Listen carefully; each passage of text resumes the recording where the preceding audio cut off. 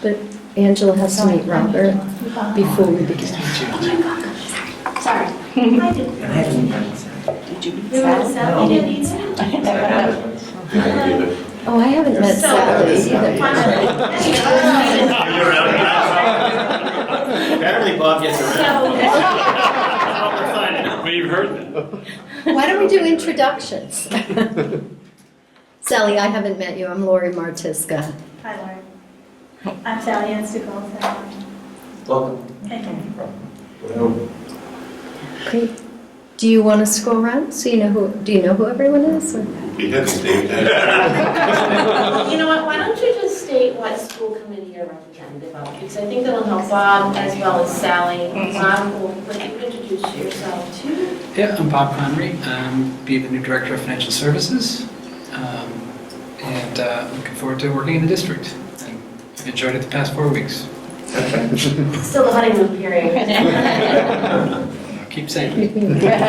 But maybe the school committee, if you could just state which school committee you're a representative of. Clearly they're representative of the region as well, but just so that they know. I'm Angela Yildiz, and I'm on Berlin, in Berlin-Boylston. And I'm Lori Martiska, and I'm on Boylston. Although on occasion I have voted. For Berlin things. Thank you. Yeah. I'm Tom Fleming, I'm with the Berlin School Committee. Obviously, Cliff Laporte, that's what the sign says, and I'm Berlin as well. Matt Lozer and it's Boylston. Larry, Frederick Russell Wilson. I'm the superintendent. So we're actually, why don't we have the two? I'm not sure if everybody is that. Matt Abrahams, the Abrahams Group. Mark Abrahams, the Abrahams Group. So we're actually here tonight as a workshop. We concluded our school year having some information from Evo's group to discuss regionalization and what that impact could be. And I think we walked away with a lot of questions, and I think a lot of things of just trying to process, right? So what do we do now? What does this mean for us, and how should we move forward? But we had a lot of even more basic questions, if you will, such as net school spending, and what does that mean, and how does that impact us? And I think before school committee actually is able to decide next steps, this workshop came through as an idea as to have a better understanding of what does that mean, what do other districts do in these situations, what's their impact, and so forth. And I think we have asked Mark and Matt to put together a presentation for us, and they have done many presentations for the Department of Education as well as for Mars. They're an independent group, so I just want to clarify for people they're not affiliated per se with just municipalities or just regions, but as school districts as a whole, as an objective organization that can just help to guide you and give some advice. And so we asked them to come tonight, and if there's some questions that you have, I think what Mark and I, when we met, we actually, interesting enough, we're both in Narragansett last week, so we said, well, why don't we meet? And we can have a meeting together. So we did while we were down there, and to talk about tonight and what does this look like. And I think what we'd like to do is, if you have questions, we absolutely want you to have the questions, but maybe wait until that particular topic is done. So maybe write it down or type it in, and then when we can say, do you have any questions on that point? It'll allow Matt and Mark to get through the presentation, what they need to present tonight, and then maybe at the end we could talk about, so now what? Okay. Does that sound good? That sounds good. Before we start, maybe, we would like to propose, because this is a topic that we could be here for 4 days discussing, we'd like to set a limit tonight and say that we're going to aim to end at 9. At the very latest, we all want to be out of here by 9:30. If anybody is opposed to that, let me know. If that seems too brief, too short a meeting for you.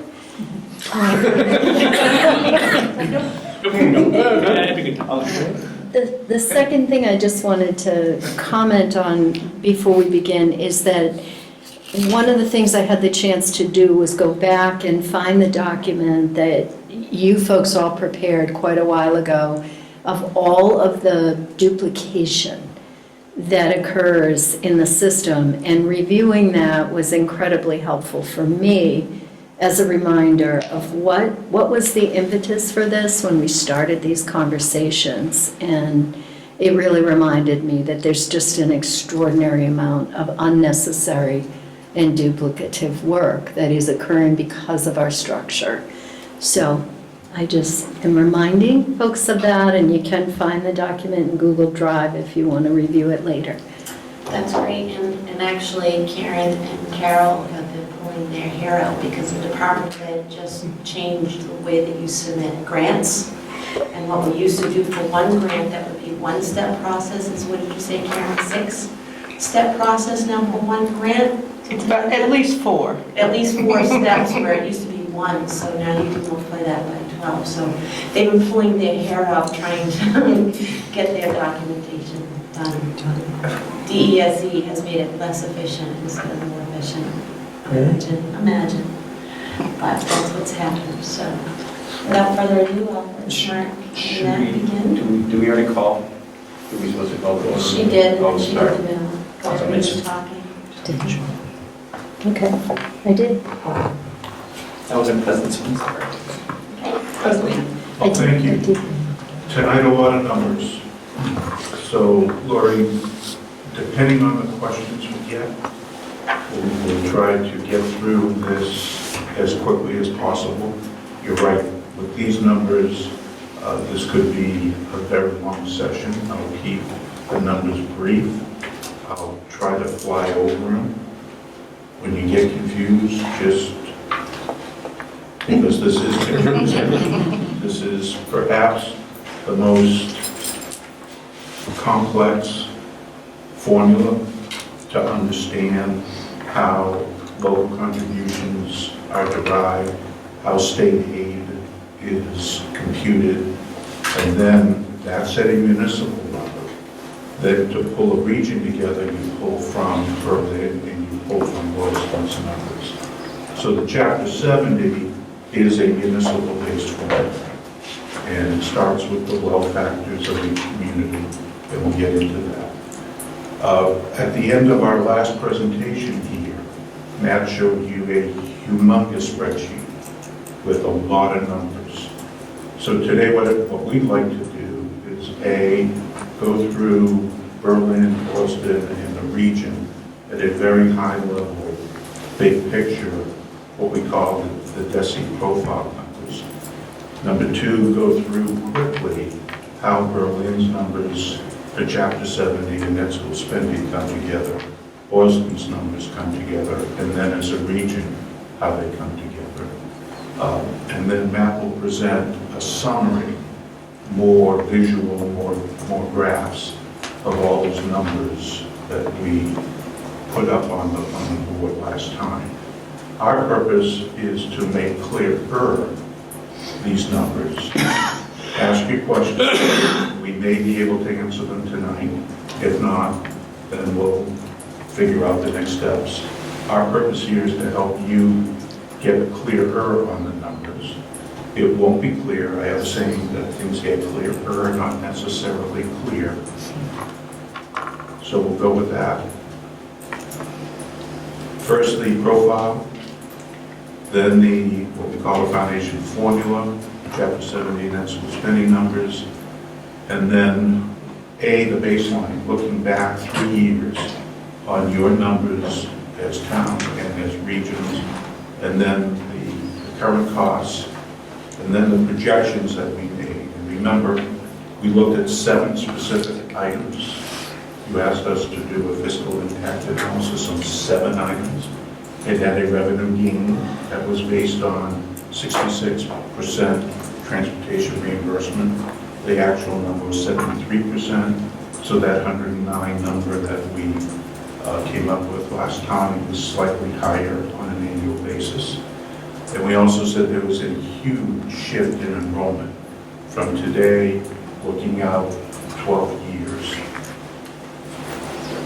So from a big picture point of view, the net school spending is a requirement, it's a target set by the state. There is a minimum requirement requirement, and then you actually spend, and then Bob prepares the end of the year report, and the state computes the actual net school spending. So what we're talking about today is the requirement. And the required local net school spending is your local contribution plus Chapter 70. And that must be bigger, greater than, or equal to the foundation budget. So keep those two formulas in mind as we start. The state publishes in Excel what they call a profile. And it's a chart supported by graphs, first at the state level, and then for every district, every municipality, and every region in the state. And basically, the data goes back to 1993, when ed reform first hit, right through the budgeted 16 numbers, and then as the final 16 numbers come to pass next year, we'll have fiscal 17 in here. The red is Chapter 70, and this is statewide. You'll see a slight growth in Chapter 70. The diagonal blue is the foundation budget, a requirement from the state that every student shall have an adequate education, and that's defined as the foundation budget. We'll talk about that in a little more detail. This black line is the requirement. It is the sum of the Chapter 70 plus this white area, which is your local contribution. And then the diagonal blue is your actual net school spending. So you'll see that we have a minimum requirement, and you'll get to see those computations, but both towns are spending in excess of the minimum requirement, A at the elementary level, B at the regional level. The requirement initially was to get all districts to foundation by the year 2000. 7 years to implement the ed reform fiscal picture. And by the year 2000, 2001, all districts in the Commonwealth were at foundation. But then we found a lot of inequities, that neighboring towns were getting different Chapter 70 aid per pupil, or neighboring towns with very similar wealth and demographics were spending in local contributions much more than their other neighboring towns. So the state went through a period from 2000 to about 2007, really looking at that and coming up with what they call the aggregate wealth model to, over several years, get the requirements equitable amongst all districts. We're still not there yet. You're going to hear a number called 85% this evening. And between 2007 and 2016, that's 10 years, we still haven't received equity from all districts. What you'll see tonight is that Berlin and Boylston, as towns, are very similar in terms of their Chapter 70 and in terms of the calculations of the local contribution. So this is a picture statewide, supported by numbers. And this is statewide, and you'll see the foundation enrollment from fiscal 07 to fiscal 16, the foundation budget, the required local contribution, the Chapter 70, add the required local contribution to Chapter 70, you get the required net school spending. Then the actual net school spending, the actual over the requirement, and then the percent over and under. And statewide, we're at 21% as budgeted for fiscal 16. If you had the Excel file, you could go back and unhide rows, and that will take you back to 1993 for the state, for Berlin, for Boylston, for the region. But we've capsulized this for the last 10 years. Starting with Berlin, and keep in mind the state average here, Berlin has had an increase in Chapter 70 and then a slight decrease in Chapter 70 as we've gotten closer to 16. Their foundation budget is basically leveled with a couple of spikes in here.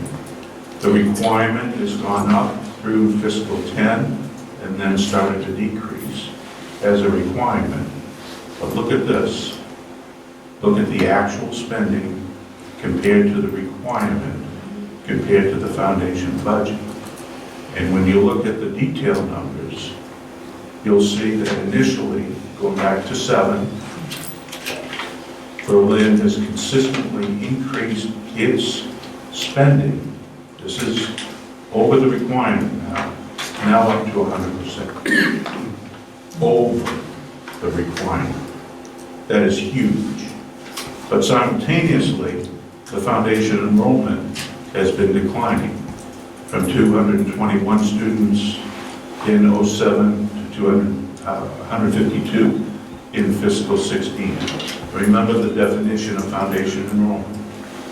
It's students that live in your town, in this case Berlin, that goes to a public school, regardless which school they go to. So if they choice out or charter out, they're part of your foundation enrollment. If you had choice in, that would not be part of the foundation enrollment. So that's the basic definition. And you'll see an increase in your required local contribution for a few years, and then starting to decrease. But again, this is the minimum, and you're spending far more than the minimum in Berlin. You'll see Chapter 70 declining a bit, and you'll see the required med school spending declining. But you'll see the actual med school spending increasing, and the dollars over number also increasing, and the percent. Again, we have data that will take you back to 1993 if you choose. Can't see the mouse. Okay, thank you.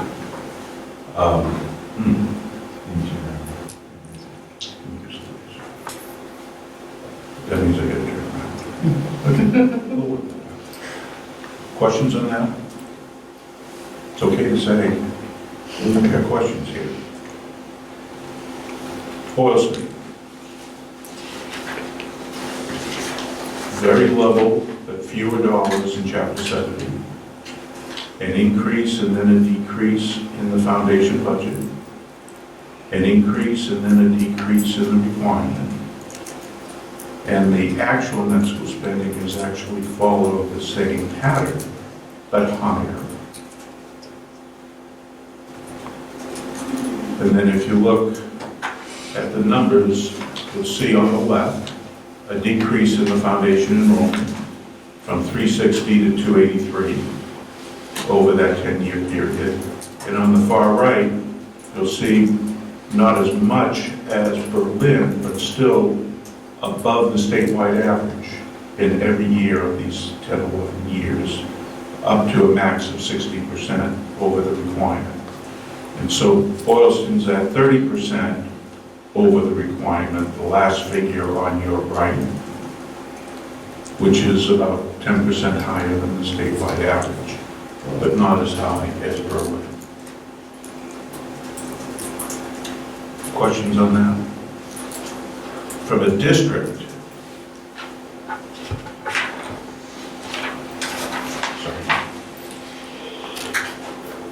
same pattern, leveling state aid with a slight increase because the district's enrollment is growing. Therefore, the foundation budget is growing. The requirement is also growing, and the actual spending is also growing, the top line. And you'll see that on the left, the foundation enrollment is growing from 422 to 533. The foundation budget is consistently growing each year. The required contribution, this would be from the two towns coming to the district, is growing. The Chapter 70 is growing. The required municipal spending is growing. the actual is growing, and the dollars over and under grew through 14 and now are declining slightly from the 14, but pretty close. 36% over net school spending, sorry, over the decline. So Berlin's at 100%, Boylston roughly 30%, the region roughly 36%. Big picture, a lot of data. Go ahead. Just a quick question to understand, when you refer to BBRSD, are you referring to Tohoto? Yes, Okay, yes. as opposed to combining the elementary or? No, this is as it stands now. This is what the past trends have been. Got it. So again, this is from the profile, it's actually called Chapter 70 in District Profiles. It's up on the DESI website, and we can get you the actual spreadsheet if you so choose. We're going to shift now into what's called the foundation formula. Look at the foundation budget for each community, how the local district contribution, how the town-wide contribution is computed, and then Berlin share to the region, Boylston share to the region, and then how Chapter 70 is computed. A in Berlin for the elementary, B for Boylston at the elementary, C for the region, and then how net school spending in each town and the region is computed, and then show you a summary on that. This is a second file at DESI. This is the annual spending requirement file. It is huge. There's no other way to say it. And we pulled numbers from each community has 3 if it's a region, 5 if it's a town. I'll call them DESI spreadsheets. The first one is the foundation budget. The foundation budget is a hypothetical model that is consistent for every district and every region in terms of its structure, but it doesn't necessarily, in fact, it's not anywhere near reality. Based on the Foundation Budget Review Commission's report, the foundation budget is at least $1.5 billion underfunded. But the structure of it, the computation, is identical for every community and serves as that base where your minimum has to be equal to or exceeded, and as you're aware now, all 3 districts are above that minimum. On the left, you'll see 11 lines: administration, instructional leadership, classroom, specialized teachers, etc. And you'll see a base foundation component to its right, and this is based on your October 1 reports that you submit to DESI in terms of the foundation enrollment. Pre-K, kindergarten, half-day or full-day, elementary, ELL, and vocational schools. That's what you report to DESI, and that's called your base foundation components. To its right are the incremental costs above the base, and these are for special ed, in-district and out-of-district, which is a presumed number, and then they switch now to economically disadvantaged based on what is called a disadvantaged decile, to provide you with more dollars to educate SPED kids and economically disadvantaged kids, depending on what you're reporting. SPED is presumed. Angela? That's just what I was going to ask. What do you mean by a presumed number? Okay, so they take your base foundation and take either 3.5% or 4% of that to presume you have 3.5% or 4% sped. Again, nowhere near reality, but consistent for each district.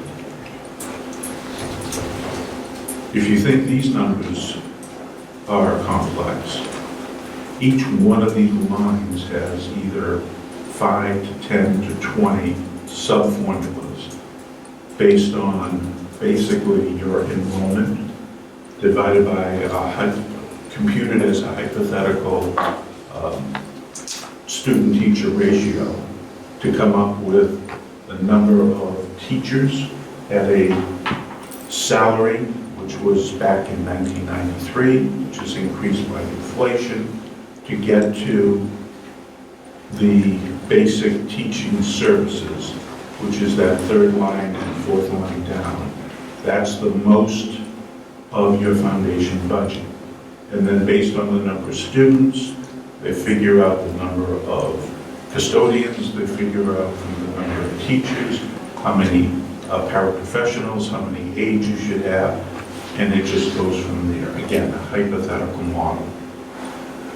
Out of it comes a foundation rate for each of your base foundation enrollment. And these rates are published for administration, for instructional leadership, et cetera, for these 11 foundation budget line items. So it's consistent, district to district, and it shows you on that far right bottom, 1.5 million for Berlin's foundation budget. And then you'll see the same format when we get to Boylston. You'll see the same format when we get to the region, but the numbers will be different. The second DESI worksheet is the computation of your required contribution. This is the minimum required contribution. And you'll see two sides of this. On the left, effort goal, and on the right, basically where are you today toward that goal, and then some more calculations. So this has been called a wealth-based formula. And the first 6 items on the left speak to those wealth-based formulas. A, on 1, the equalized valuation. And then in row 4, the 2013 income. So in this state, they compute wealth based on A, equalized valuation, and B, the income, aggregate income reported from Berlin, from Boylston, to the Department of Revenue. And it's supposed to be 50-50 statewide, which means when you look at valuations, which are so much bigger than income, to get to 50-50, the state has to deflate valuations and inflate income. So you'll see in number 2, a property percentage that is less than 1. So it's deflating at row 1 to get local effort from property wealth. We go from 533 million down to 2,023,000. On the income side, we inflate, or the state inflates this from 137 million to 2,019,000. And you'll see that the 2,023,000 is close to the 2,019,000. I'm trying, but statewide, it's 50-50. But not every district is this close as Berlin is. You add up row 3 and row 6, and you get what is called a combined effort. If the second test did not exist, Berlin would be expected to pay $4,043,000 as a minimum townwide contribution. Notwithstanding that, the state is saying, as promised, every district 17.5% of foundation will come from Chapter 78. So do the math. If 17.5% of your foundation in Berlin is coming from state aid, then your local contribution should not exceed what? 82.5% of the foundation. So the second test is to take your foundation budget, $3,885,000 on row 8, and multiply that by 82.5%, or 3.2 million. And they compare the 3.2 million in row 9 to the 4 million in row 7, and pick the lower of the two. So based on the 82.5% test, Berlin would not pay 4 million as a minimum. Berlin would pay a maximum of 3.2. And that 3.2 is then 82.5% of foundation. It's kind of circular. But that's where the state would like to be, to have state aid paying for 17.5% of your foundation and Berlin paying 82.5% of the foundation. That's the left, and that determines the effort goal. So the effort goal here is 3.2 million. But last year, on the right, Berlin contributed 3.3 million, higher than the goal. Every year, the last year's contribution is increased by what is called a municipal revenue growth factor, on the theory that growth in revenue from Proposition 2.5, from state aid and other sources should be shared between the town and the schools. The growth factor in Berlin was 5.22, so the 3.3 million on your upper right is increased by, or multiplied by 10522 to get to 3476, which is higher than the target on the left. The state does not want to be in a position to require you as districts to pay more than what the state is saying is your ability to pay based on their criteria. If you want to spend more than the minimum, that should be your choice, not the state telling you what to pay. So on the left, they're saying, here's our criteria for determining what your minimum ought to be. And now we got to get you as a state from a higher amount down to that target. So ideally, they should reduce the excess by 100%.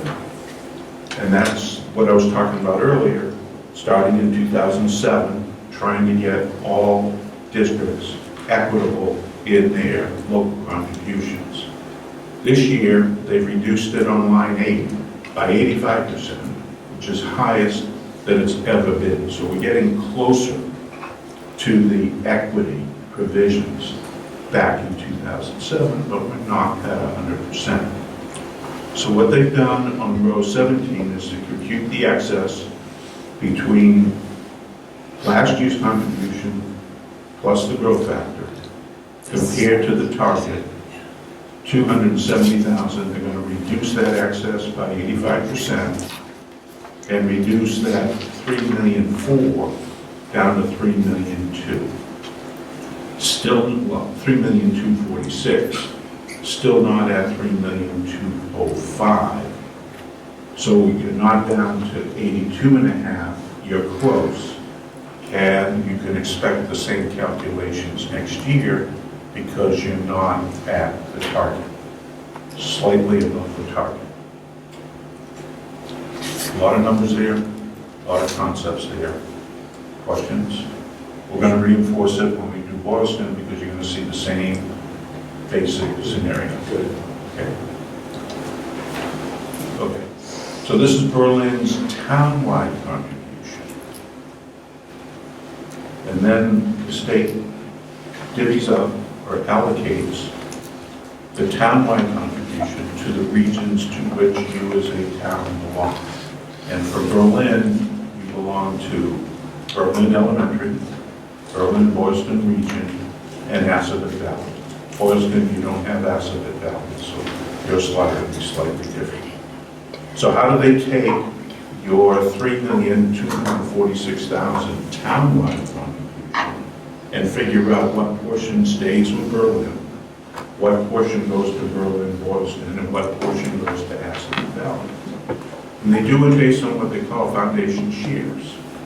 So they go back to the foundation budget, and they know your total foundation budget, and they know the shares of the students you're sending, A to Berlin Elementary, B to Berlin Boylston, and C to Assabet Valley.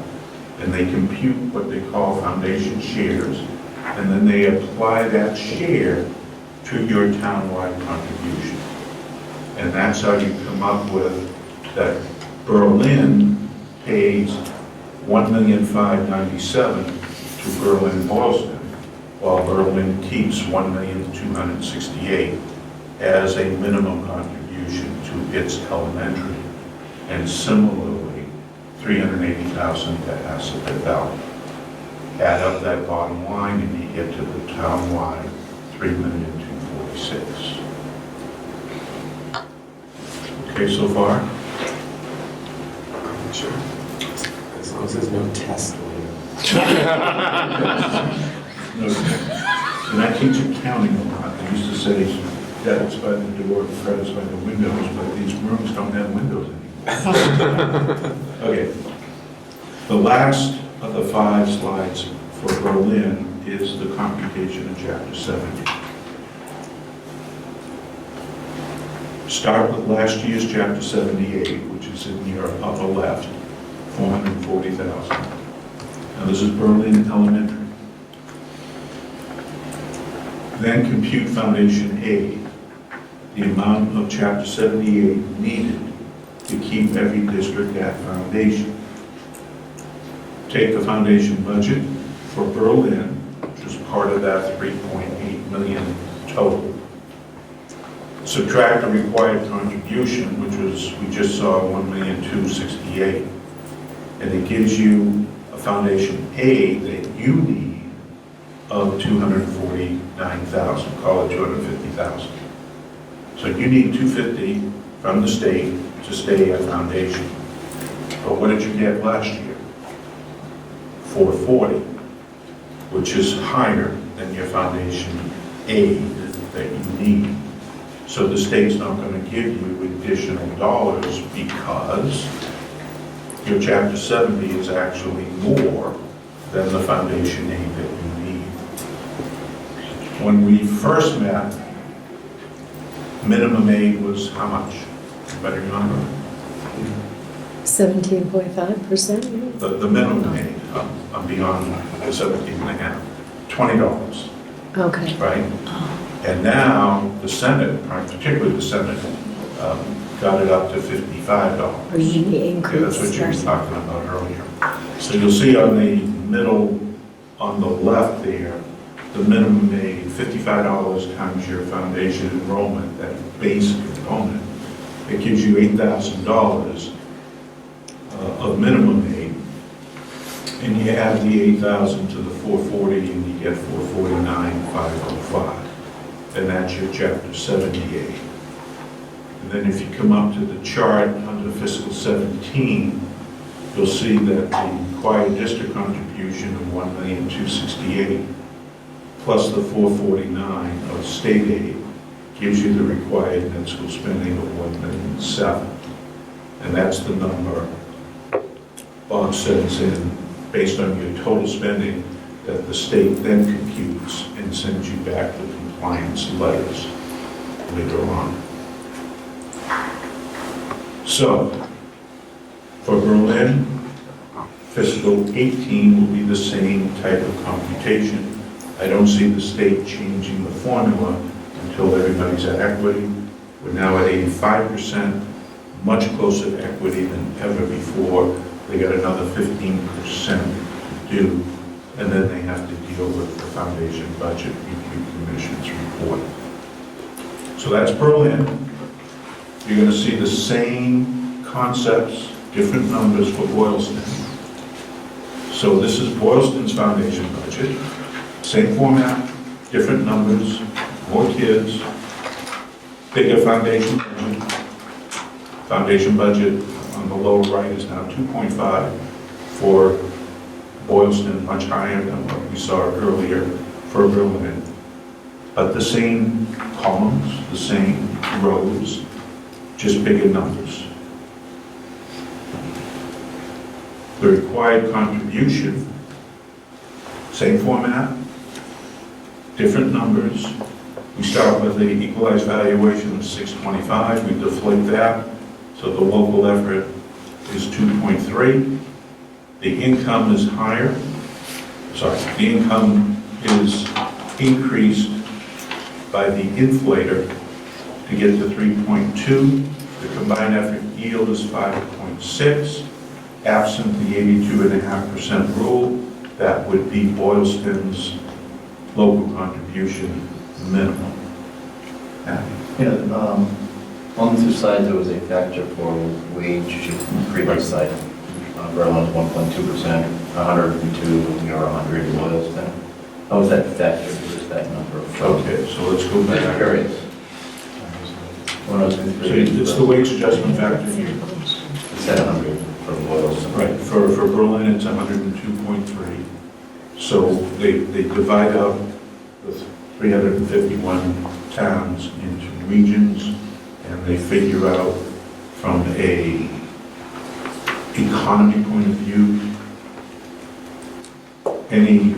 any section of the Commonwealth that needs an adjustment to the wage factor that goes into the computation, particularly of line 3 and line 4, to adjust higher those factors. So in Berlin, it's got 102.3 on that wage adjustment factor. And if you look at Boylston, as you said, it's at 100%. Okay.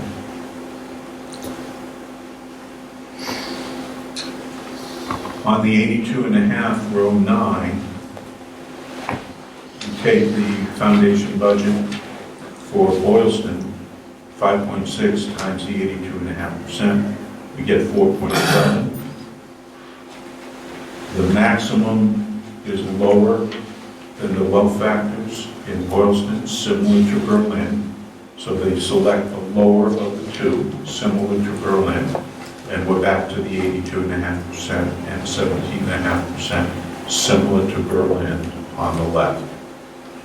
On the right, where is Boylston relative to its target of 4.7? Well, last year they started at 4.9. Their growth factor is slightly under Berlin's. Berlin's was, I think, 5.22, but close. So their preliminary is 5.1, almost 5.2, and we want to get that down to 4.7. So the excess is 458,000. 85% of that is 389. Reduce the 5.1 by the 389, and Boylston is minimum at 4.7. 83.71, close to 82.5. And you'll see Berlin's, I forget the number, but that was pretty close. 83.54. And this is 83.71. Really close. This is rare when you have two communities that are so similar in its Chapter 70 numbers. Very, very close. Percentage-wise, the dollars are different because Boylston has a lot more kids, but the percentages are incredibly close from my experience. The allocation, same structure, except we don't have Asset Valley here for Boylston. Foundation shares, compute the foundation share for Boylston Elementary versus Berlin. Boylston come up with that percentage which is applied to the townwide local contribution, and this is your 2.1 million Boylston for Boylston Elementary and 2.6 million for Berlin Boylston. Chapter 70, slightly higher than Berlin's as a base. The foundation aid is slightly higher than Berlin's foundation aid, but lower than last year's. So they're not going to give you additional foundation aid, but they are going to give you $55 per student. More students, so slightly higher than Berlin's. And so Boylston's Chapter 70 is last year's base plus the 15 coming from minimum, 465. Add that to its required district contribution, and you get 2.6 million as its required net school spending. You go to the region, same format, more kids, bigger foundation budget, now at 5 million. Wage adjustment, 100%. The Chapter 70, last year's was $1,062,000, $55 per student. This year's $1,091,000.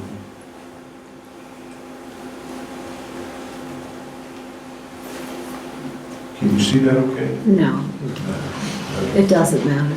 So you guys should have it too. Oh, yeah. Yeah, you can just Excel from it, yeah. Maybe if I call that. Yeah.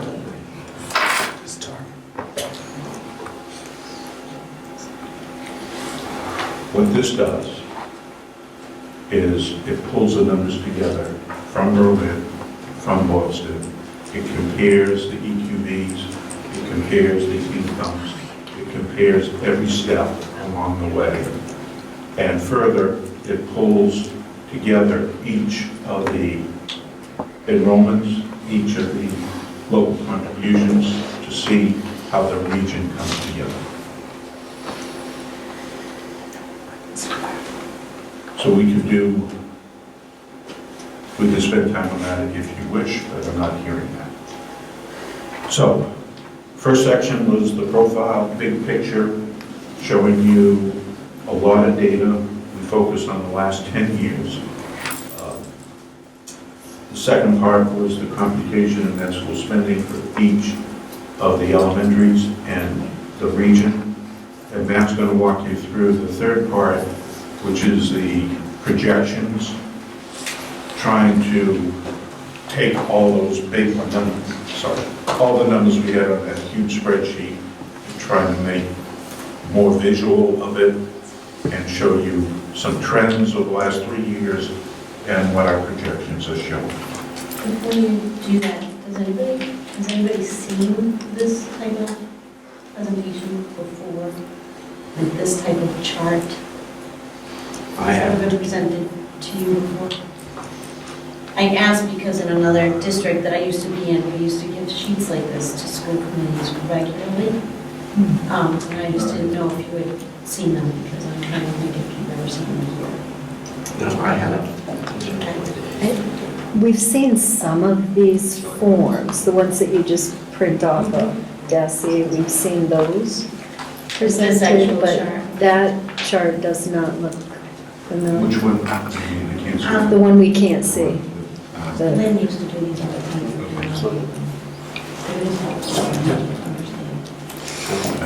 You have that whole workbook? Yeah. So you'll have that summary, and it's pulled from 4 Excel spreadsheets, one for Berlin, one for Boylston. And in it, if you take the time to look at it, you'll see all the formulas. It's in Excel. Finance committee people tend to love it because they can dive into the numbers, and it's available to them if they would like. Can I ask one question before we transition over to projections? It appears that all 3 districts now are in the position where we've achieved or are exceeding the 17.5% for Chapter 70.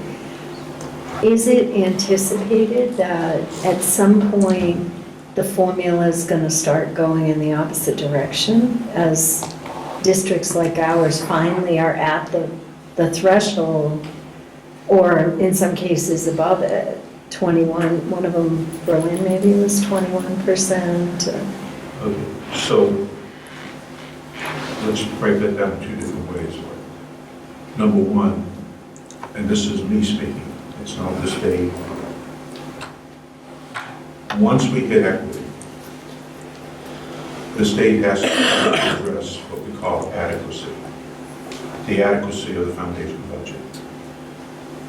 The foundation budget generally is funded 60% local, 40% state.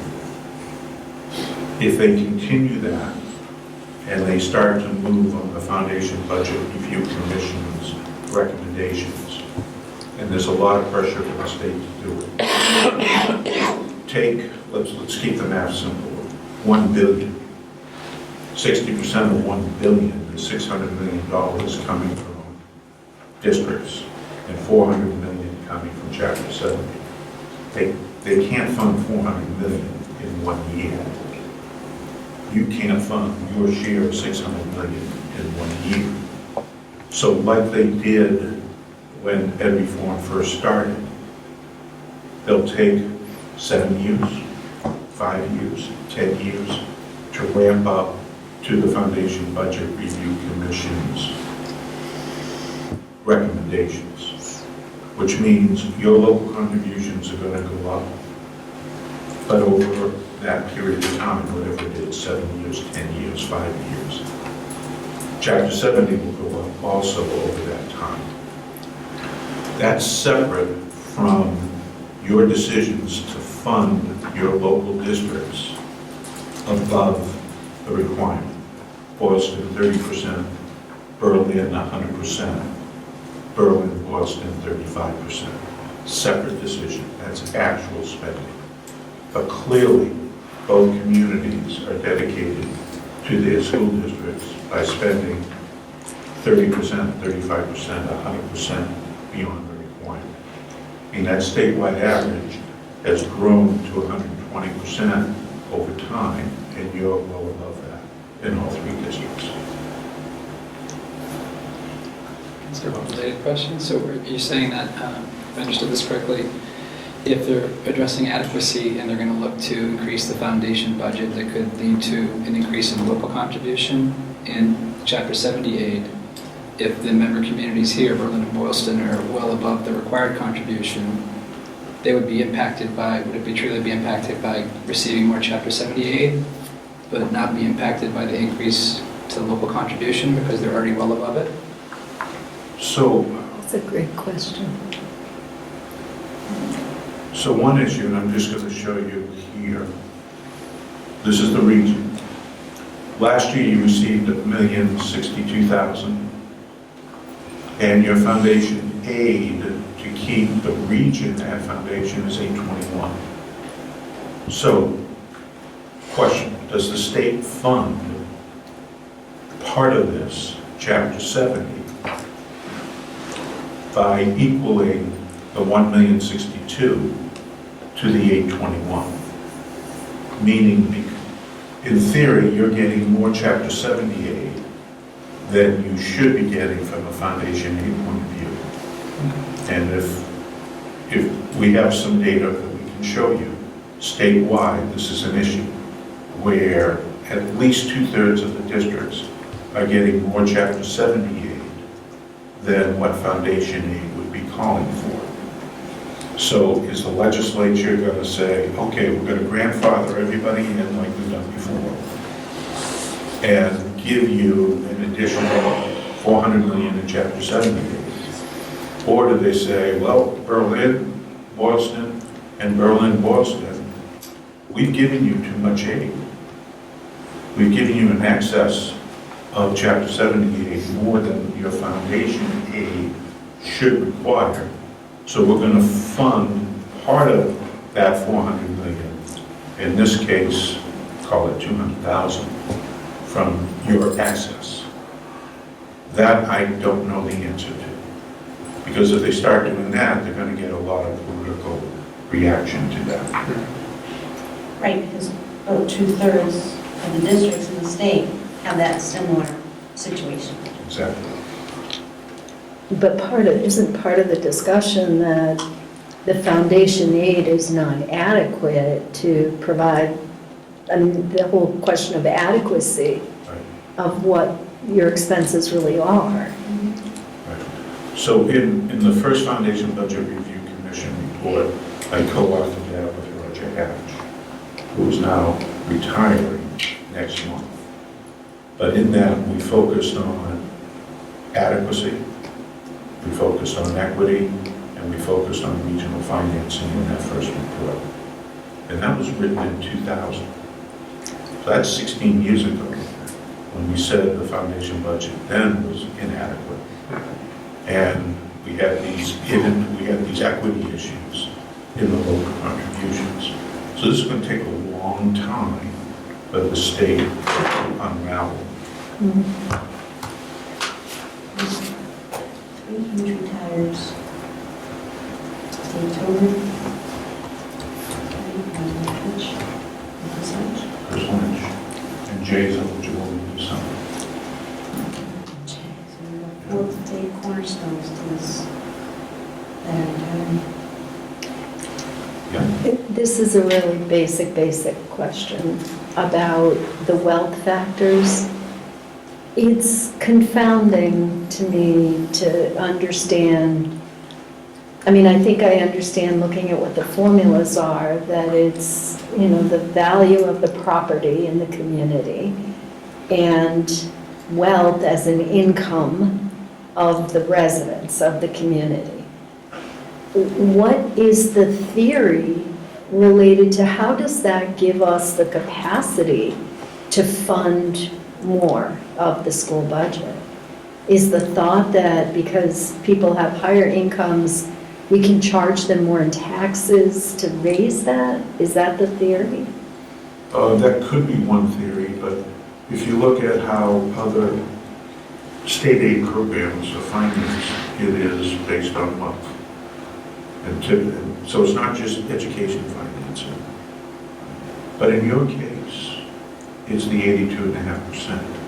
It's the promise of 17.5% of your foundation to be funded by Chapter 7. So the wealth factors would put you at a higher level in terms of contributions, which you may be hitting in terms of actual spending, but not the minimum requirement. I haven't looked at that. Does that make sense? Not really. Sorry. Thank you I'm for saying I'm that. trying. As I said, this is as complex as it gets. The wealth fact, the formula is a wealth-based formula, except for that second test, which both Berlin and Boylston benefit from in terms of lower contributions. So I don't want to say the wealth factors are irrelevant here, but in terms of your local minimum, it's not based on wealth. It's based on the 17.5% and 82.5%. Now, you might be saying, as a school committee, we have wealth in our EQV, we have wealth in our income, and as a community, or communities, we value putting more money into our educational system. That's what the numbers tell me when you're spending above that 21% excess over the requirement. Clear? Yeah. Not clear, but Yeah, I mean, I think what you're saying is the wealth factor isn't a factor right now because of these adjustments they're making to bring us up to where they've promised that everybody would be, which is the 82.5. Is that what you're saying? well, if this was based on wealth, you would be paid more as a minimum, Right, but you're paying more as an actual for both communities. right. The other thing I question is the $55 this year. They've been doing this over the last few years, and it's going to everybody, regardless of where people are. And isn't that kind of going to create some issues too down the road? So what that does, it increases the base to a higher level. And if they're consistent, as they've been the last 18 years, then they'll start with that base for next year. The issue is when does the dollars start to follow the kids? And when you see declining enrollment, in part you see declining foundation budgets, which clearly follow the kids, but not the Chapter 7. There's a disconnect there. And will the legislature finally make that connection? But politically, again, 2/3 of the communities have more Chapter 70 aid than what foundation says should be their aid. That's a powerful contingency. Okay. Thank you. Other questions before we get into the projections? Isn't this fun?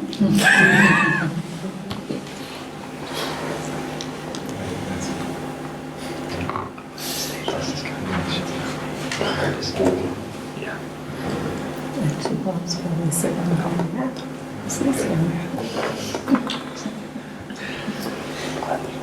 Okay, so as Mark mentioned earlier, at the end of our last meeting, we shared with you a really large spreadsheet that contained projections that we had calculated for Berlin and Boylston going all the way out to FY28.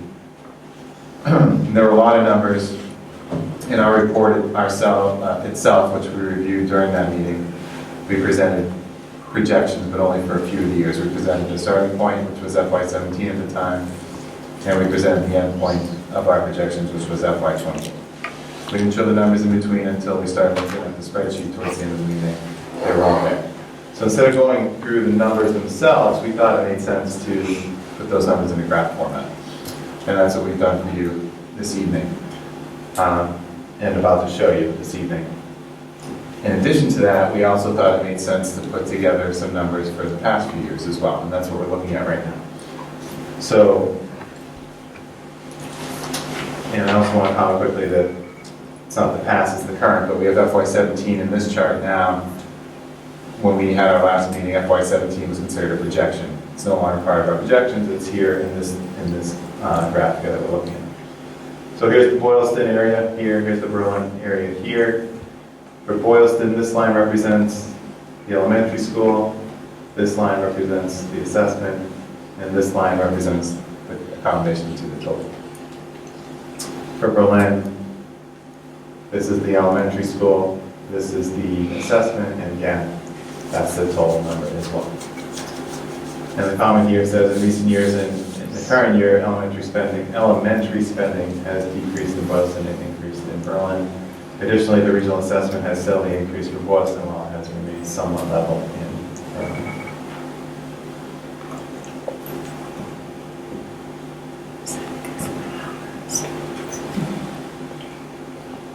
Questions or comments before we move on? I asked Angela my question. I think I answered it right. She seemed to know the answer. Yeah, we were just commenting that it's because of the number of students, correct, on the regional assessment side, that Boylstons are increasing because proportionally there are more Boylston students in Ed Tohoto. Is that correct? And I'm glad that they started in 2014, because that's when you have the sixth graders already up. It's hard to look at 12 or 13 and 14, because this is on apples to apples. Well, remember the shift, that over time, Boylston starts to lose students in comparison to Berlin, and you can start to see that graphically as we go forward. But we thought we'd start with the baseline.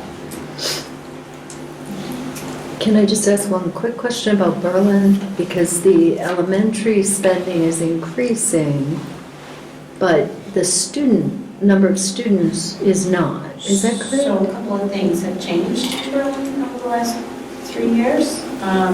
We've eliminated a teacher, and then we've had to add a teacher because they went to one classroom, and then they went to 2 classrooms. So we've had a little bit of that, plus they've had retirement. And for every teacher that's retired, for up to 2 years, they can receive up to $15,000 up to 2 years. So it depends on that payout, and that's been part of their budget, as well as the fluctuation of staffing. So that's when they retire.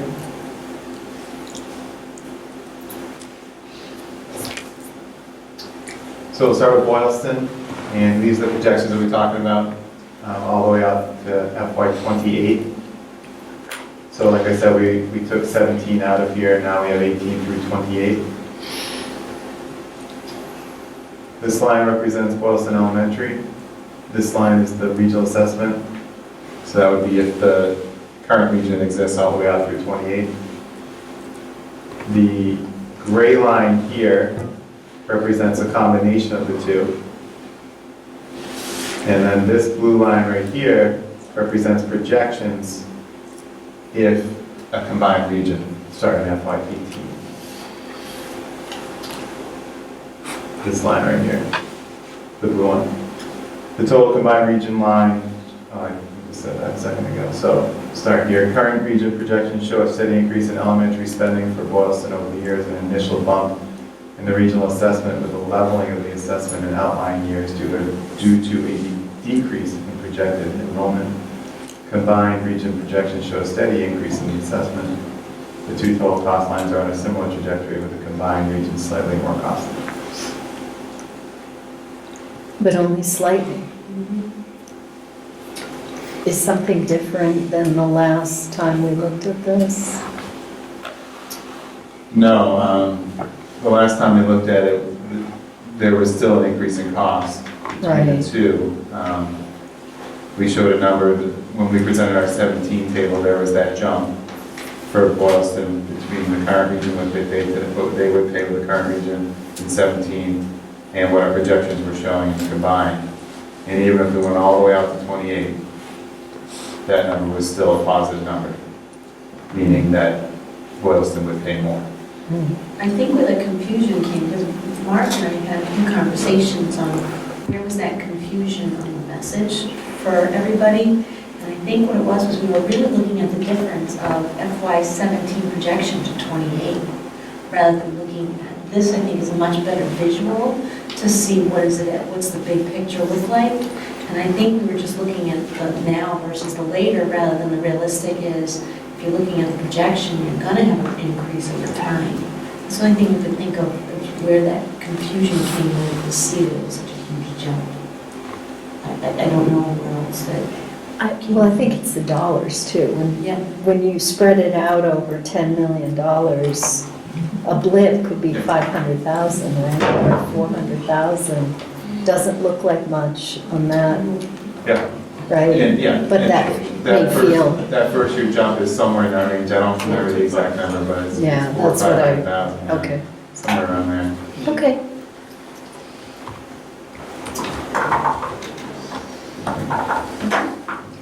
So now the same slide, but for Berlin, the lines look a little different. So here the two lines kind of together. The blue line is the elementary school. The red orangish line is the regional assessment in the current region. This gray line is the combination of the two. So it's a little bit different than the Boylston slide in that the combined line, the total line for the current region was below the combined line. Here it's the opposite, where the projections for the combined region are showing to be lower than projections of the current region were staying in place. Start here. Current region projections show a steady increase in elementary spending for Berlin over the years and a steady but greater increase in regional assessment in outlying years due to an increase in projected enrollment. Combined region projections show a similar trend to what Berlin would pay in the current region. The two total cost lines are a similar trajectory with the current region slightly more costly. Could you help me understand again what you used as the basis for saying that the enrollment at Berlin was going to increase, where over the last 9 years we've seen a decrease? As I was saying, I think I was misspeaking because what we should have said was that the percentage of enrollment at the regional, if you look at the regional breakdown percentage between Berlin and Boylston, that's what's increasing for Berlin, not the actual number of students. Thank you. Which makes it clear, right? I mean, you guys realize what I'm saying. Like Don's on marble hat. Right, it's the percentage, because the Boylston classrooms have gone from 3 per grade to 2 per grade. Then now, because they're smaller, so as the time goes, that small class will be more people coming in. And the question's a good segue for this. So now we're going to show projected assessments, but with Berlin and Boylston on the same slide. And you can see things coming together as we go outward because of the enrollment shift. So these are the projected assessments, the same ones we just showed on the other slides, but now we have Berlin and Boylston on the same slide. So this is for the current region, if the current setup remains in place.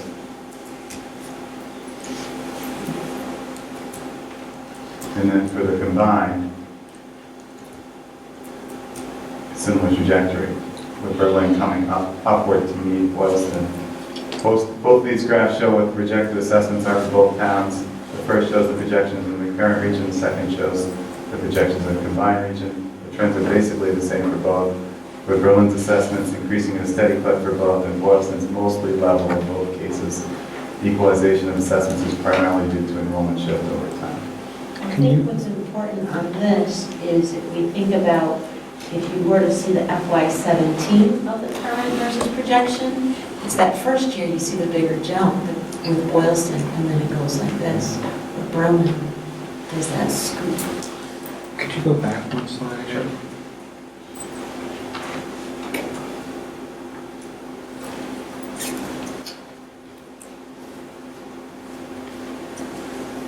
So Berlin in the out year, FY28, and this one is going to be 4.3 million, right?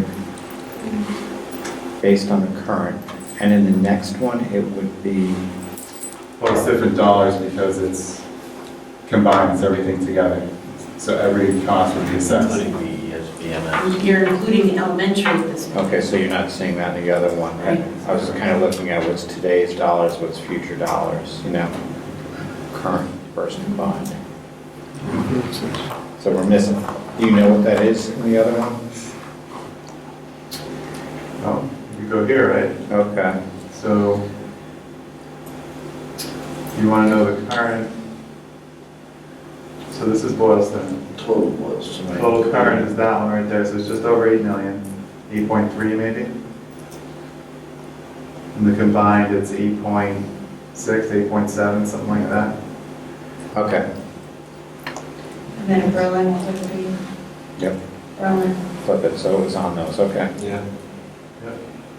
so it's more in the current for Yep. Berlin. So it's, in the combined region, maybe 7.2. And in the current, maybe 7.6.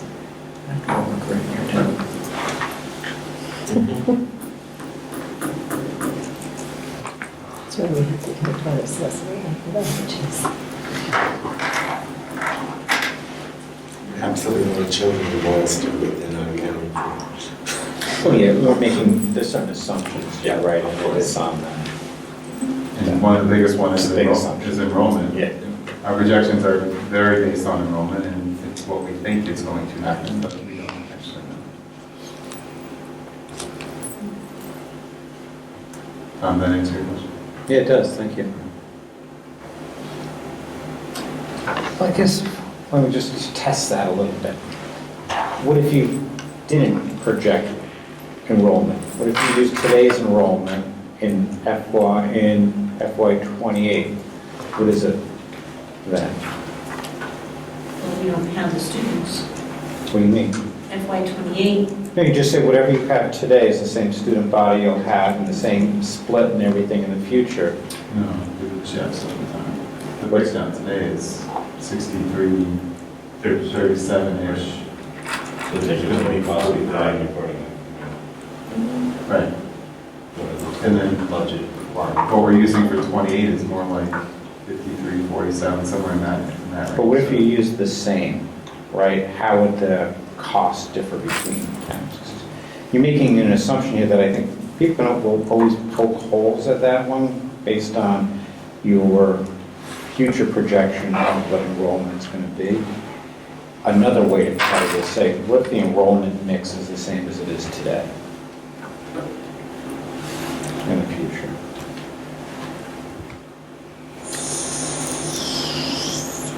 Well, you're going to see, Put the slide forward. I think we need to see a more So. perpendicular lines it? if things were the projected same. assessment current. yeah. More a straight diagonal Yeah, rather than I the think- curves and the I median. think to say the same of what it is today is a very unrealistic statement.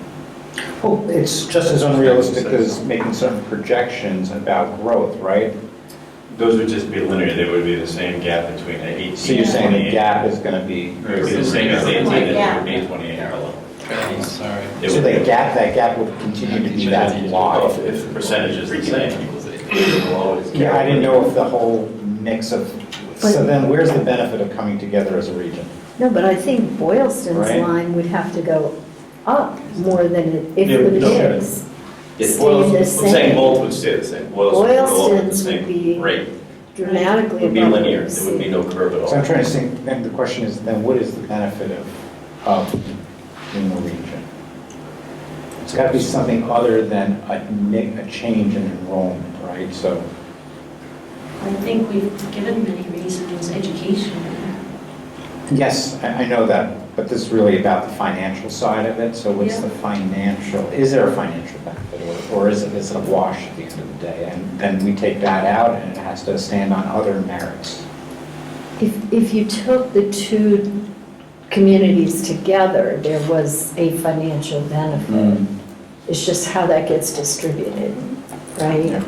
You sent a spreadsheet, and I'm not seeing it in Google Drive. There was a spreadsheet that came with some of our earlier emails, I think, that had the dollars. It's like a $90,000 savings per year, isn't it? It was 109 at 66% transportation. At 73% transportation, it's higher than the 109. Annual. Annual savings is adjusted based on your request last time. If everything else stayed the same. Right. Okay. You have more slides? No. No, So, you can. you have a, So we're saying this, and I apologize for not recalling the 110 difference. In one of the first slides here, you showed that the total cost, actually, I'm sorry, that was the Boylston, it's cost more in Boylston, less in Berlin, and the total net is less. Correct? No, correct, it's 109 or plus. Right. Okay. So there is a singular financial benefit, not 100 per year, right. plus or minus. Which in reality What's is the difference of that? going to be consumed by Boylston, meaning we're going to be funding the benefit. Pretty straightforward. To Berlin, Based on the projections. yeah, you're inheriting a more expensive elementary school to run. Yeah. Right. Nice way of saying it. Well done. We're marrying somebody who has credit card debt. That was how Tom put it the last week.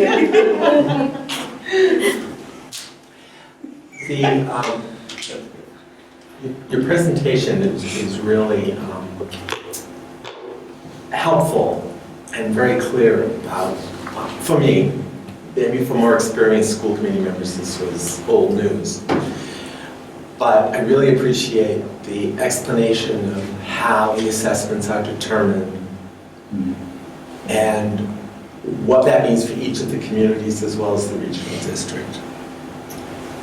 In the end, the question is, it's all about enrollment. Who's going to pay more money? And how much that more money is will depend on how many students end up in each town. And there's no real way of knowing that. It could be a bonus for one town and a disadvantage to the other. We won't know that till we get 5 or 10 years out. And given the fact that, the real estate market is doing well and there's lots of construction going on in the two towns, there's no real sure way of making solid enrollment predictions. So the only variable is one we can't measure with certainty, and that's enrollment. And to add on to that, I mean, the reality is that's the purpose for the benefit of our towns, is to give them a projection plus minus, and at the end of the day, there's going to be a variable off of this, but to give them the forward-thinking view, to say, this is what we're thinking it's going to look like in 2018. So what is the variance of that? What's the plus or minus? We don't know, 5%, 10%? Just so that they can begin to plan. I think that's the long-term vision, but you're right. Population shifts. We suddenly have all these new houses and no kids coming with them, and suddenly it's 52 Berlin and 48 Boylston. So that changes, right? You guys are carrying the bulk. I don't think history would ever show that. I think over time, the reality of it has always been at some percentage heavier Boylston. Yeah, it was interesting in that both our towns over the last 9 years that you were showing there have decreased in population of students, right? But the state had stayed the same, which was quite interesting. I think one of the challenges that you both bring up is that in such small school districts, the variability is a big factor here, right? And yet it may play out over 50 years, but in any 10-year period, you can see significant swings. But I think it comes down to, as a combined, financially, or what is there a benefit, right? And it does appear that there is a slight benefit.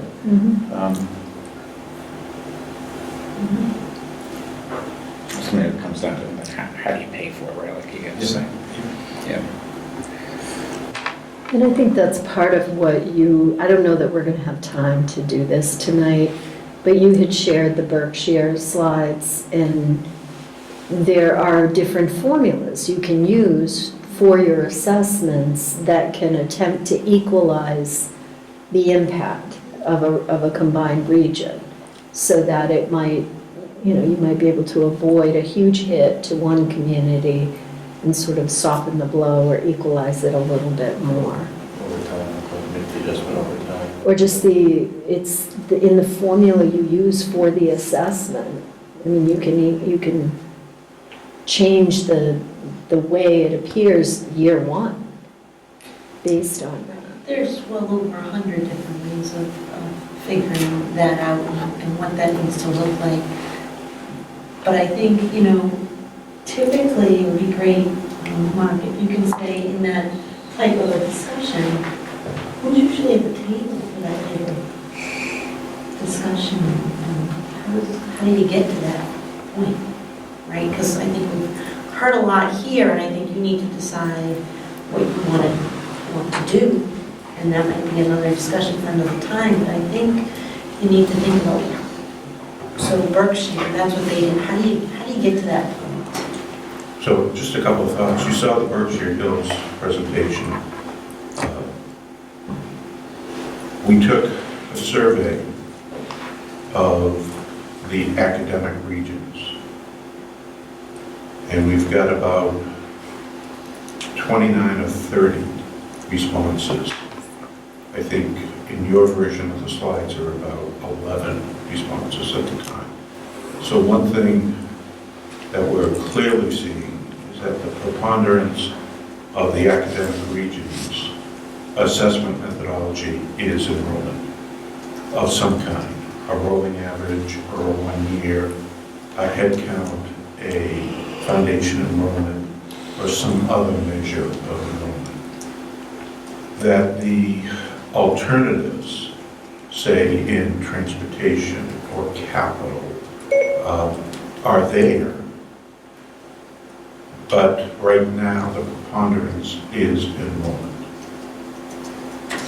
And so what do you do? Do you believe in the shift in enrollment is coming from Boylston? It's what, 63-37 right now. The numbers we were working with was somewhere around 52-48. That's a pretty dramatic shift, and we said there were 2 takeaways in our 7 fiscal impact analysis. One was roughly 109,000 savings annually, and 2, the shift in enrollment. So there are alternative ways to deal with who pays what. And you saw some of those different methodologies. I think there were like 5 or 6 for transportation. In theory, you would take your current methodology, strip out the transportation, have that calculated in an alternative way, leaving less for pure enrollment, calculating transportation based on a different methodology.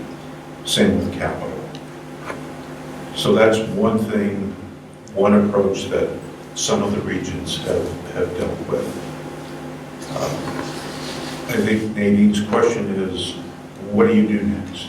What is your next step?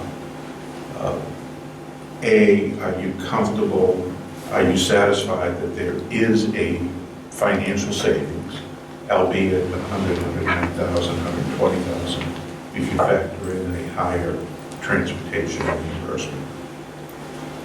B, who do you want to hear this information? How comfortable are you with this presentation? I'm not hearing total comfort relative to the enrollment projection, which is substantially the driver of the projected assessments. So how do we get numbers that you're comfortable with as a committee? There's all sorts of educational advantages of regionalizing. But what do you want to do with the financial numbers? Do you want us to further refine them based on A, questions that you have, or B, taking these projections in a different direction? Not necessarily assessment methodology, but in a slower change in enrollment shift. I think anytime you're going to use projections, right, I think your projections on what you're based them on is going to be as good as any other, right? So I think getting another version of that is just that, another version of a projection.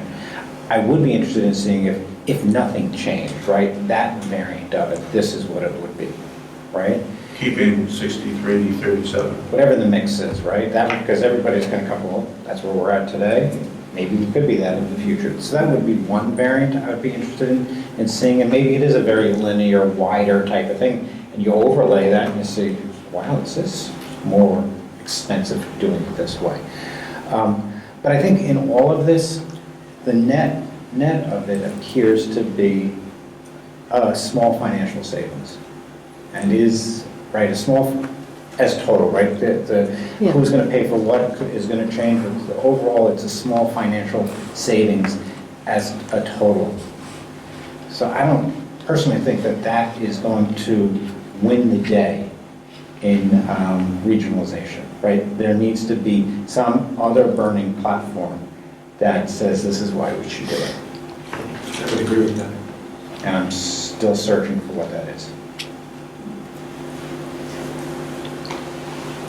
On the financial side, from my perspective, I think it could be more of could have been a very easy note. There was very, literally like 0 or negative, but then it's just everything's off the table.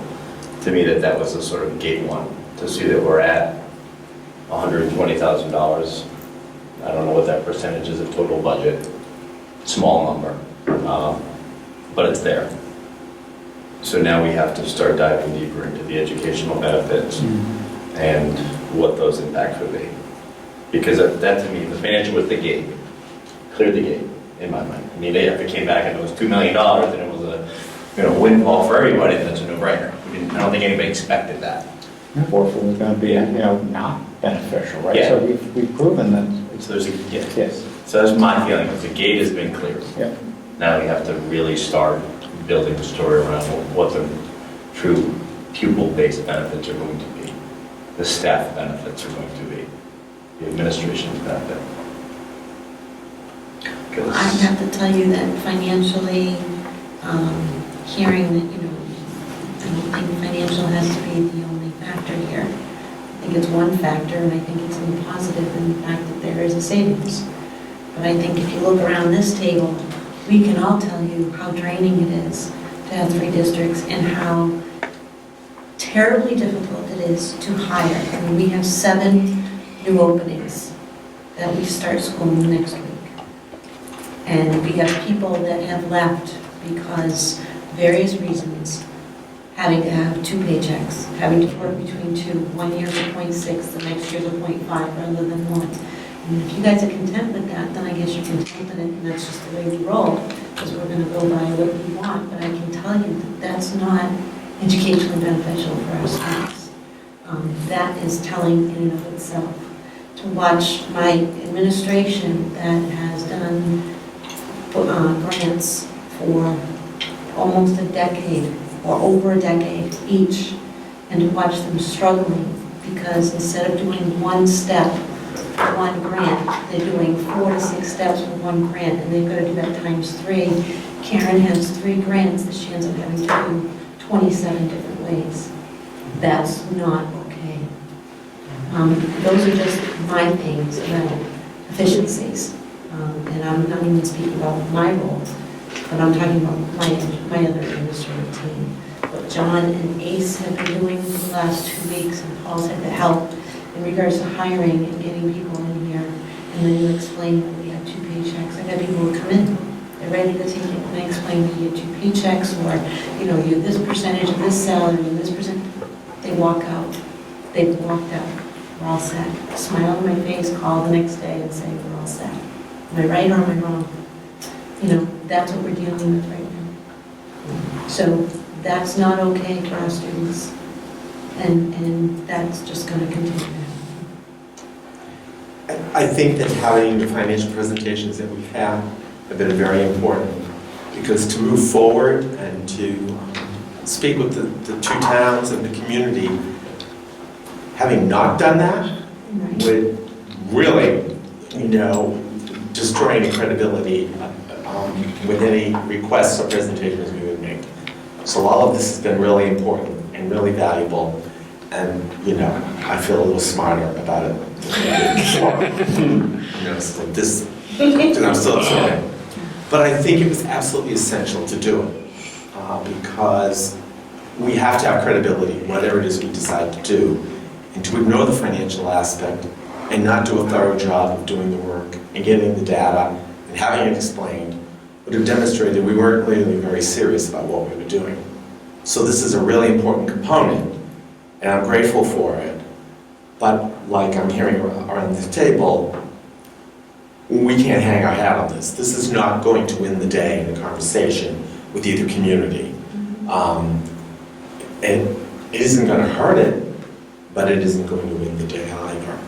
So I think that that's one thing that this work has done that's really important. We now know that.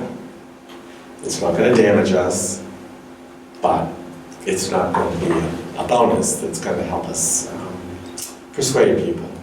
We need to find another way of doing that, which is what other people have been saying. I'm just repeating it. Larry, what are your thoughts? Looking at the numbers of just now, or later, what we assume that the projections are correct. There, at least in one town, there's a cost penalty over time. I don't think that's going to help the argument. I don't think that the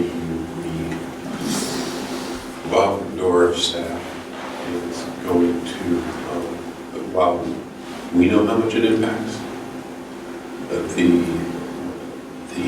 schools, I don't know that that's going to resonate that much. I could be wrong, but I don't know that that's going to resonate that much. I think it's going to be money. I think we can probably make a good educational argument, but in the end, it's going to be about the money.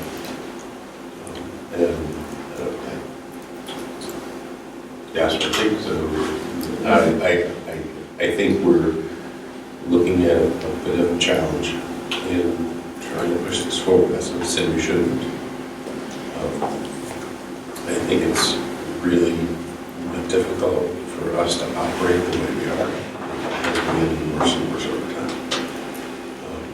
But I think we all also have a challenge ahead of us in terms that our townspeople are going to get and see a value in. And not to be overly pessimistic, sorry, but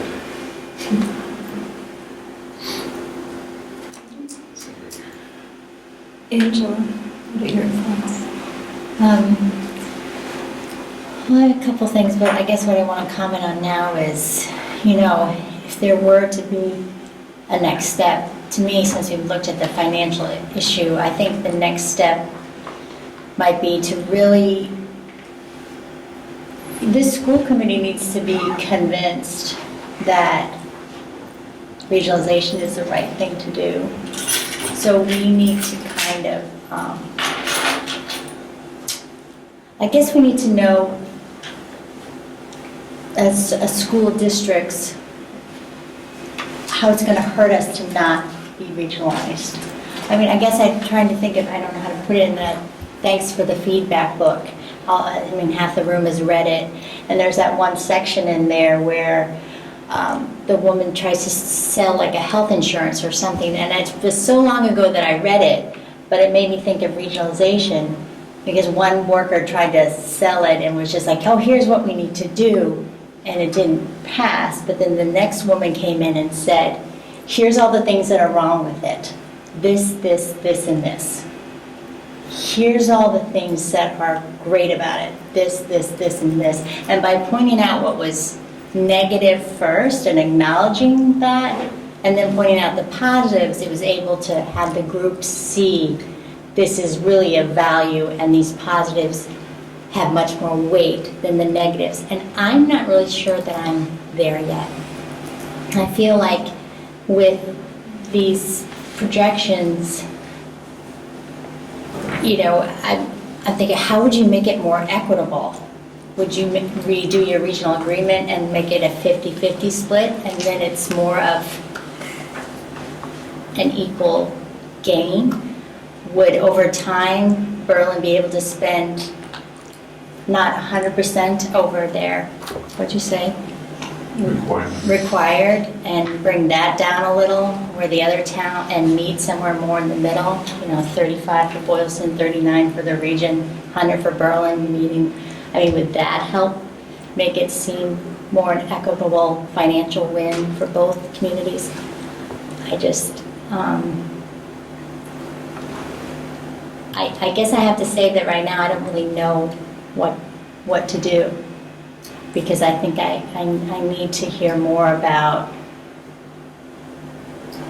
I don't think it would be so hard to win over a general town vote per se. If you say, I know it's a small chunk of change, $100K a year, but it's still a savings, and our benefits are like this, and this. I think that's simple, and that would make a clear and kind of easy statement, because I think most people, the common person out there, is still kind of like, I can't believe you're doing everything in triplicate. It's such a small two towns that it makes no sense.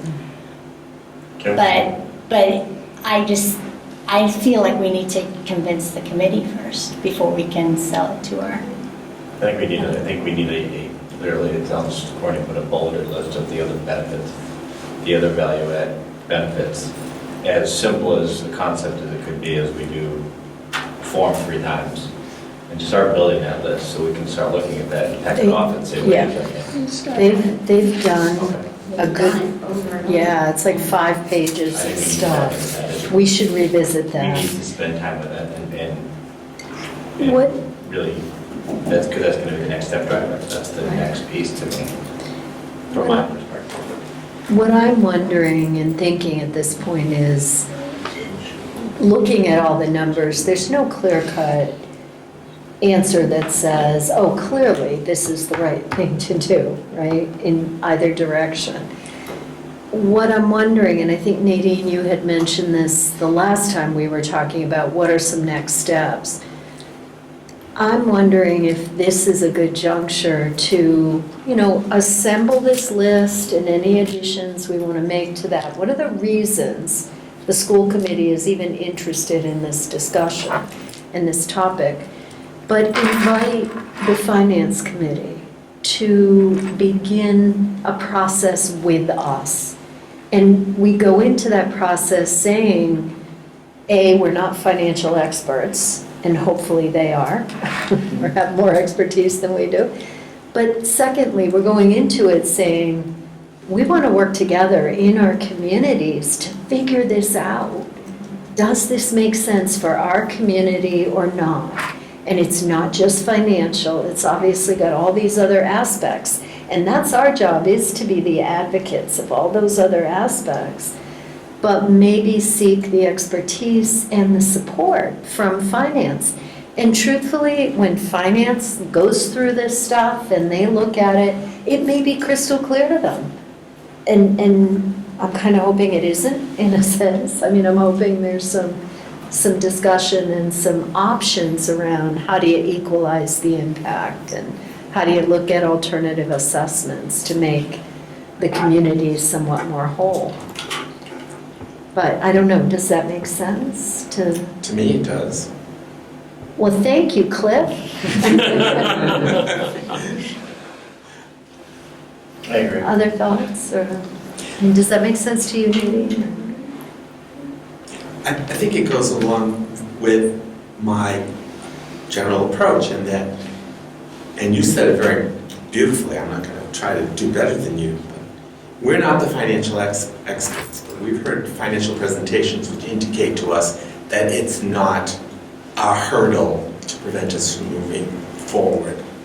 So, but we're the policy group for the schools, and that's the piece that we can work harder on and know more about, because that's what we're supposed to be knowledgeable about.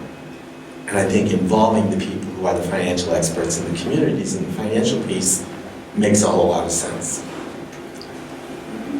So, I think we need a different tactic, right? We've been going at the financial side. We've got experts here who've looked at it, probably more knowledgeable than our financial committees on this, and they've presented the facts to us, right?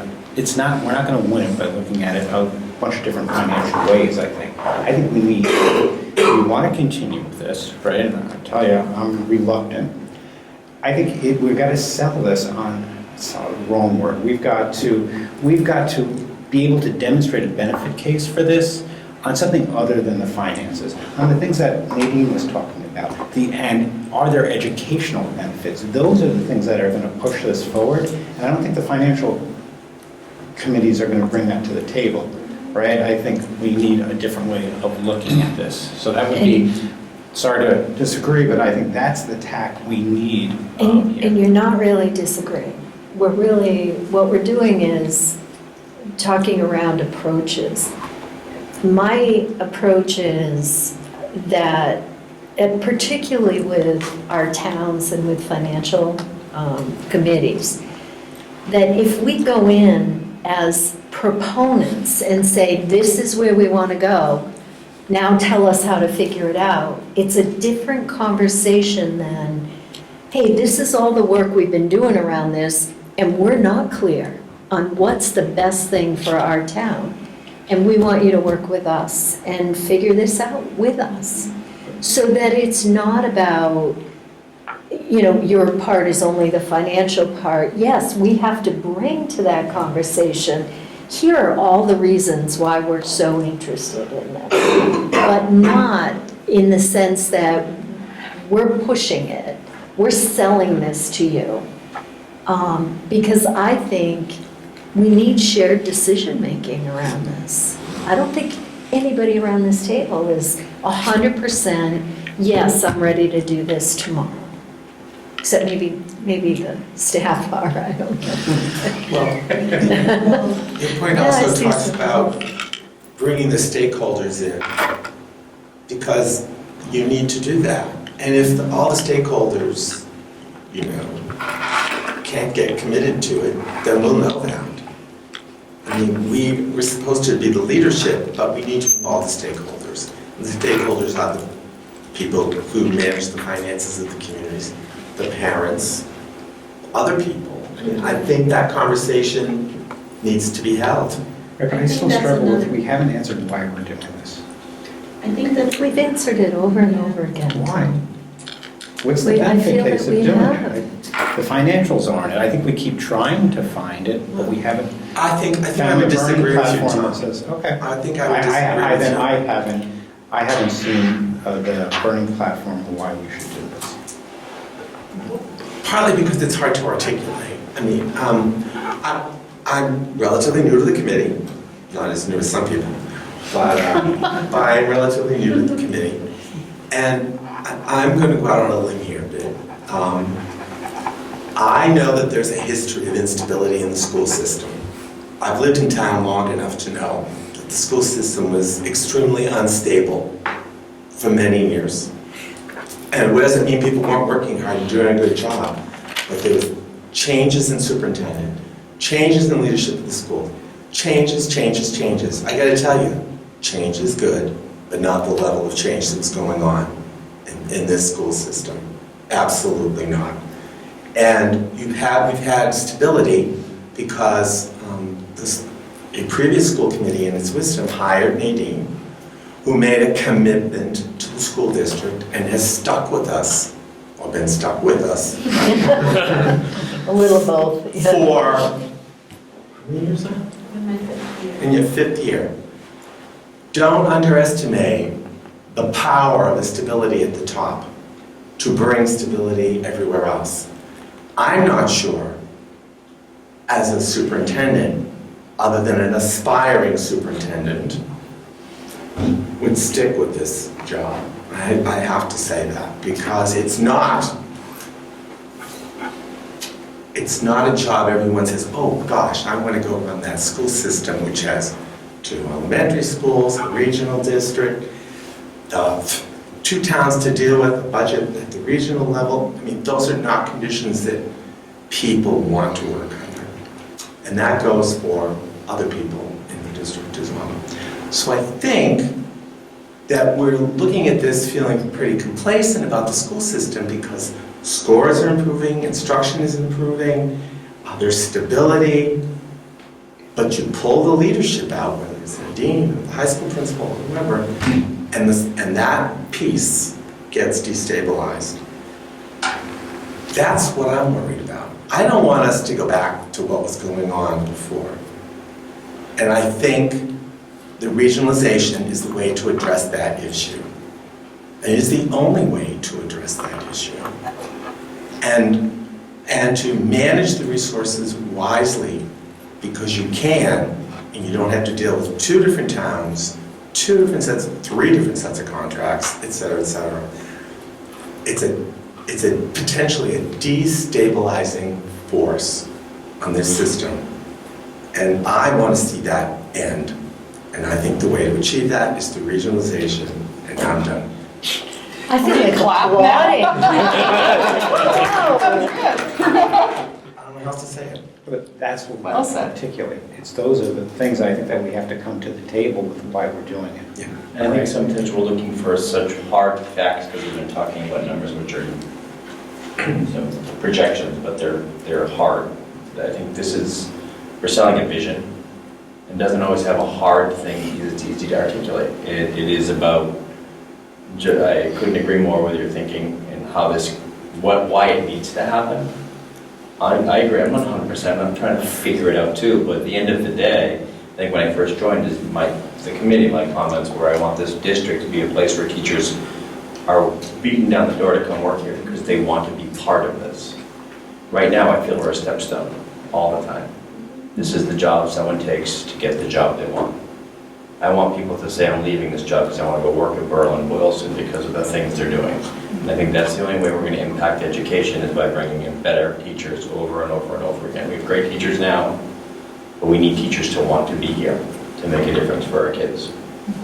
And they're going to say no thanks. So.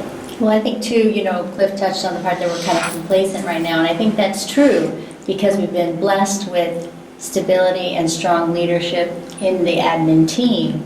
And I think you're right, if we were where we were like 5-6 years ago, we would be a little more chomping at the bit. But you're right, I think to be respectful to our leadership and understand that this is a big win for job satisfaction, I think, across the board. And that means something, especially, but I think that's the platform for the whole discussion is stability. yeah, the stability. And that we've been lucky because we have stability right now and committed leadership. And Nadine and the team have done a lot in the last 4 years to make everything aligned, vertical and horizontal, which wasn't there 5-6 years ago. And so they've been working really hard behind the scenes as a pseudo region without really being a region. And if we didn't have that strong leadership we'd have right now, again, it would be a much bigger mess. And we could easily fall back to that if, we lost our admin team. So, I mean, I think what you said, Cliff, was very helpful. We have 5 minutes. When I first got here, we didn't have, elementary schools had completely different literacy programs.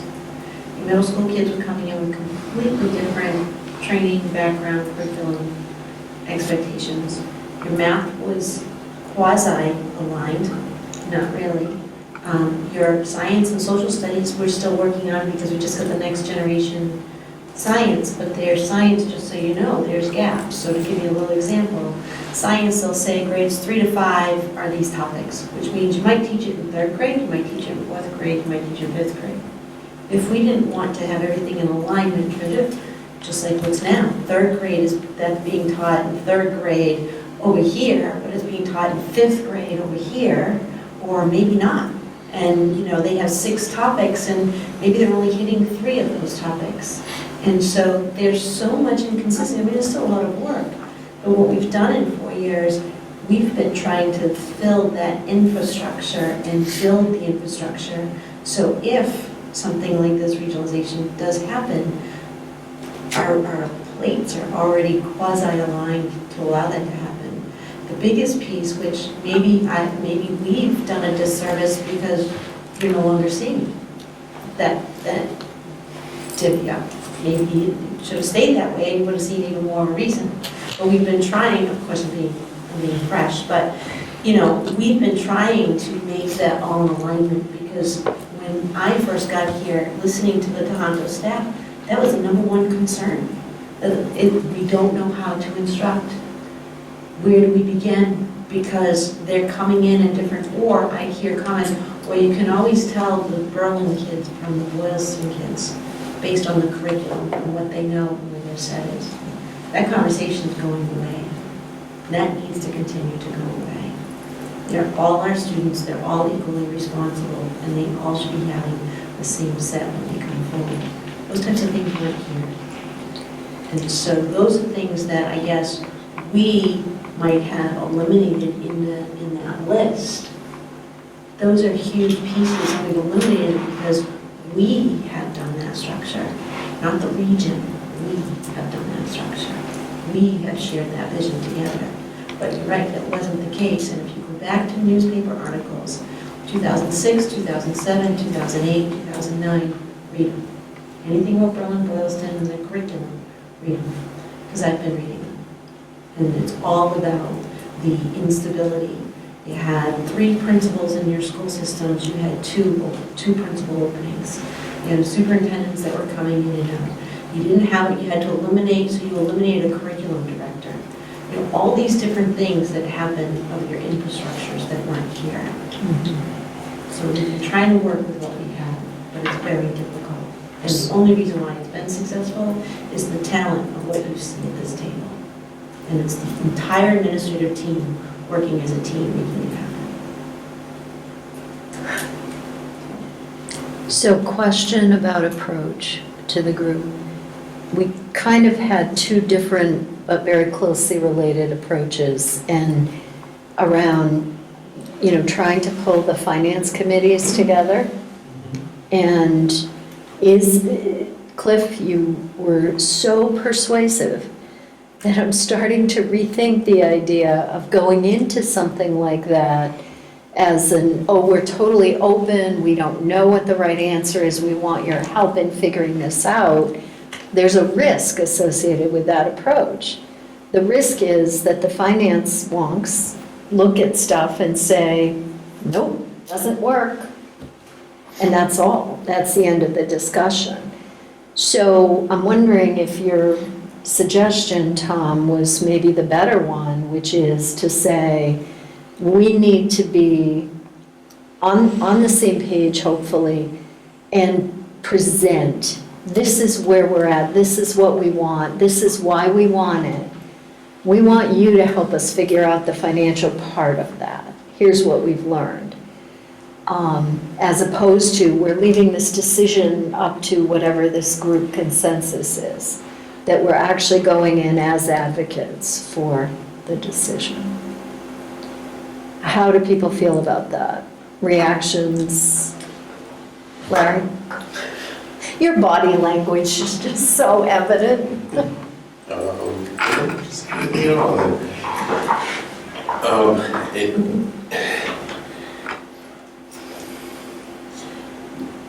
to an extent,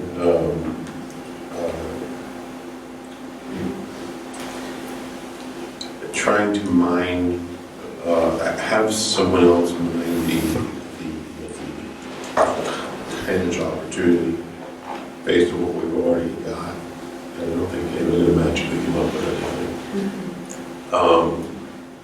And if we're going to make a financial argument, we're going to have to quantify some of the challenges that we are hit with all of the time, like the staff that we have to replace. We're going to have to quantify the cost of doing 3x the budgets and the grants and everything else. But again, I kind of question if that's going to become a big enough number that it'll be the dollars that kind of win everybody over. We're going to have to make an educational argument. We're going to have to make not so much a staffing argument. Again, I kind of question if that's going to really get people's attention. But the impact of that. Right. The instability has direct financial implications Right. to the district. But it's more, it's going to be easier to make. Even if we quantify that, I don't know if it's going to be a big number. And perhaps it is, and I'm just underestimating it. But because we have a team that has done so well under these circumstances that we've made so much progress anyway, I think that's kind of almost working against us, as you said. It's not helping when we have a really good team and managing with the arrangement we have. It's going to have to be more of an emotional / educational self. We're going to have to market the idea that we're doing all this unnecessary repetitive work. It's going to have to really appeal to people thinking, well, that's really stupid. Kind of a reactionary thing. With the educational upside, we're going to have people saying, well, but those upsides make sense. That's something that we would want for the students in our towns. It's not going to be $120,000 some odd dollars. That's going to turn into its head, and if we add up all the financial impacts, so much is easy, so much is going to be really challenging. What's with the impact of having open slots for a period of time? What's the real monetary impact? It's a little harder. And I just don't know if we're going to get any meaningful numbers that is going to impress anyone on the FinCom or our And the thing we haven't talked about here is, and that has always been out there, and it hits a number of towns that talk about regionalizing. It's the perceived lack of control. And so our towns are going to have to feel like what we're doing is kind of stupid right now. And we really ought to be doing something smarter because it's embarrassing what we're doing now. Because somebody's going to have to overcome that perceived loss of control that they're going to have. And Okay. it's not going to be 100. So I'm mindful of the time at this point. I think we have the opportunity to refine whatever this exact approach is going to be. I would like to just check in around the next step being to invite, is it finance committees? Is it finance and select boards? Who's the right group to? So probably my recommendation is before you do that, although I think that's a great idea to do that, I think before you do that, you might want to have a discussion on that educational impact list, because I don't think you've really had time to talk about that first as a committee, to have that discussion. And I invite that you do that first, but you also ask for feedback from the administrative team that has provided you with that information, and maybe we have dialogue with everybody. And then you can get an impact, pros and cons, either or. It's not all complaints, because it's not all complaints, right? There's pros as well to what we're doing. And I think it's important that you hear not just my voice, but to hear about what everybody else goes through and how that has an impact. So my recommendation would be maybe probably not at the next school committee meeting, because that's next week. And there's a big agenda. We have a lot always at the beginning of the year, but maybe in your September meeting, we can put that on as an agenda item of a discussion. And that'll also give everybody time to look at those tasks, and as well as our administrative team, and to maybe add anything in there that's come up that they have thought of since they've submitted that. If that makes sense? Yep, I think that sounds good.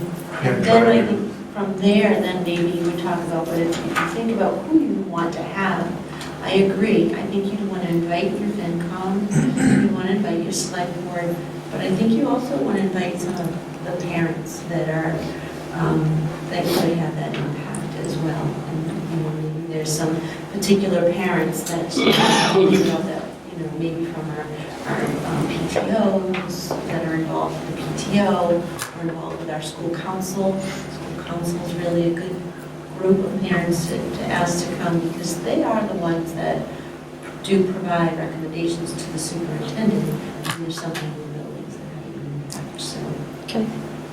Did you want to make a comment? And try to crystallize yourselves as a position on regionalization. I think you're comfortable with the 120,000 savings, and what I'm hearing is that that's not enough to sell to your communities. So it has to get back to the educational values, it has to get back to the inefficiencies, and you got to build that case. But I think you need to crystallize yourselves as a committee before you go to a finance committee, before you bring in other stakeholders. And I don't get the sense yet that you're totally crystallized on this. Okay. Yeah, my comment is it's like literally building a business plan or a mission statement as to what we want to accomplish with this, because I think that's something that we can all stand behind. But I think we need to sort of, and I say this, I wish I could volunteer myself to be the sole committee to do so, and I can't.